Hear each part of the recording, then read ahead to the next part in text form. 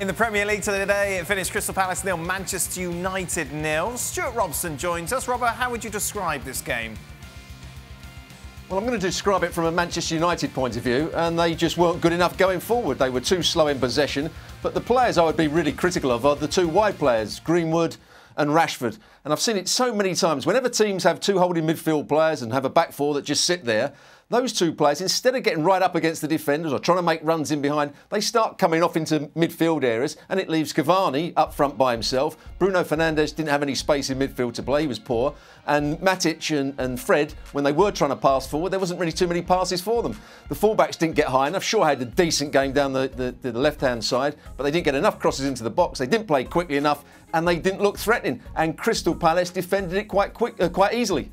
Robert, can you offer up an excuse for the likes of Bruno Fernandes and Rashford? Rashford's played 41 of the 42 matches this season. Bruno Fernandes, 39 of the 42 games. They're clearly tired.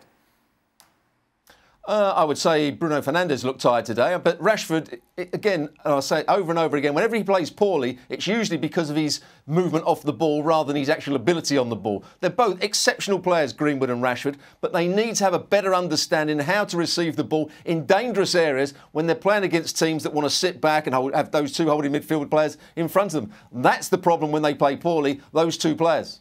3 goalless draws in a row now, Stevie. What's wrong with them?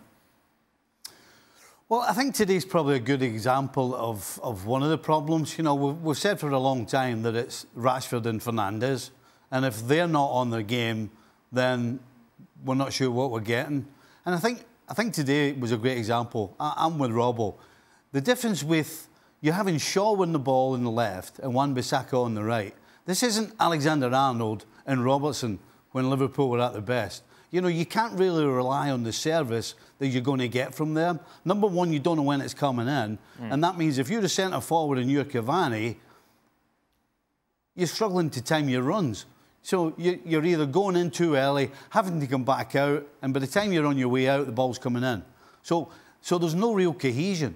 And it kind of boils down to what I started with. If Rashford and Fernandes are not at it, then they struggle.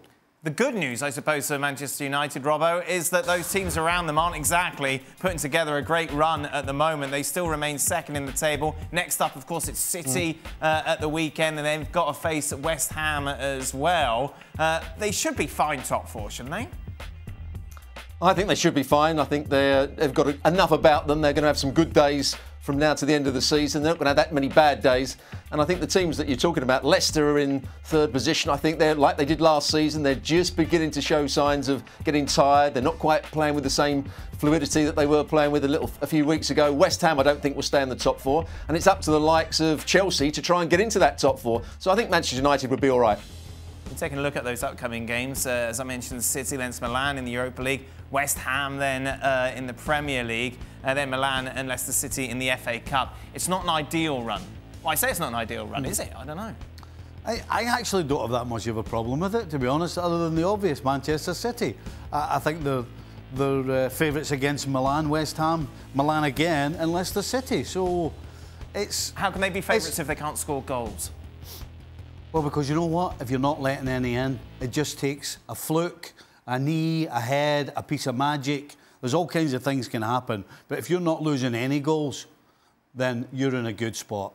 With all that said, you think they'll be OK top 4? Oh, absolutely. No question. Do you agree with Stevie for that run, Robbo?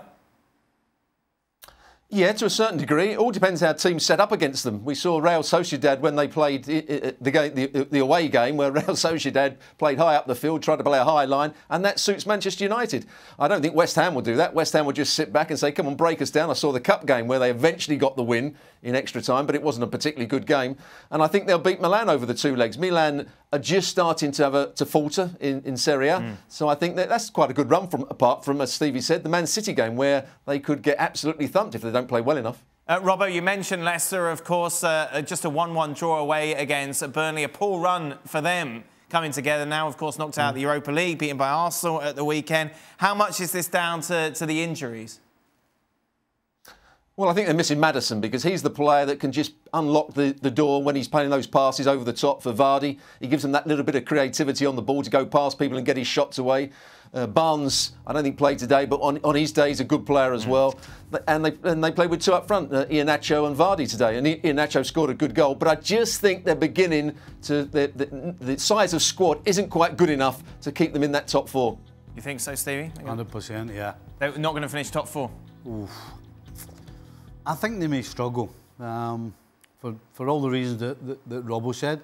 And actually, the more games that are played, the more I think West Ham can hang on. Really? Well, they don't have any injuries. Right. They don't give a lot away. You've got them losing to Manchester United, though.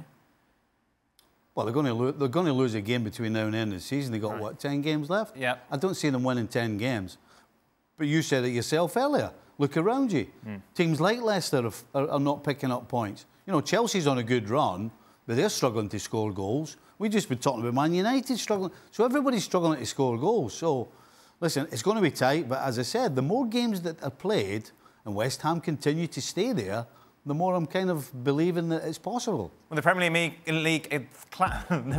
League matches, I'm so excited for Liverpool-Chelsea on Thursday. Liverpool favourites, 6-5, draw 5-2. Chelsea, meanwhile, 9-4. Would you like to see what everyone's predictions are?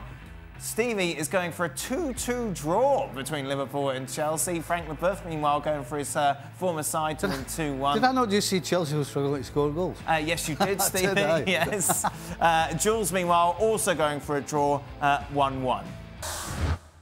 Thanks so much for watching ESPN on YouTube. And for more sports highlights and analysis, be sure to download the ESPN app. And for premium content and live streaming, subscribe to ESPN+.